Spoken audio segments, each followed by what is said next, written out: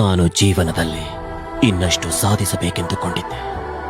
ನೀನು ವಿಶ್ರಾಂತಿ ಮಾಡುವುದನ್ನ ಕಲಿತೇ ಇಲ್ಲ.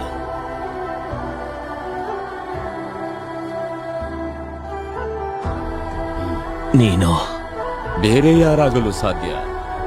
ನಾನು ನಿನ್ನ ಶತ್ರುವಲ್ಲ ಯುವರಾಜ ಇಂದ್ರಜಿತ, ಎಂದಿಗೂ ಇರಲಿಲ್ಲ.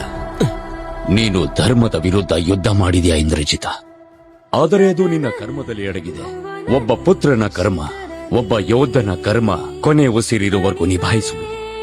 ನೀನು ಜೀವನವನ್ನು ಹೇಗೆ ಮಾಡಿದೆಯಂದ್ರೆ, ಒಂದು ಪ್ರಕಾರ ನೀನು ಮೃತ್ಯುವನ್ನೇ ಗೆದ್ದ.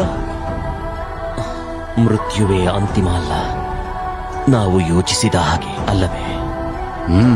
ಮೃತ್ಯು ಜೀವನದ ಅಂತ್ಯ ಅಲ್ಲ, ಒಂದು ಹೊಸ ಜೀವನದ ಆರಂಭ. ಜೀವನ ಒಂದು ಅಂತ್ಯವಿಲ್ಲದ ಚಕ್ರ ಇದ್ದ ಹಾಗೆ, ಮತ್ತೆ ಮೃತ್ಯು ಅದರ ಒಂದು ಚಿಕ್ಕ ಲೆಕ್ಕ ಅಷ್ಟೇ. ಸಮಯ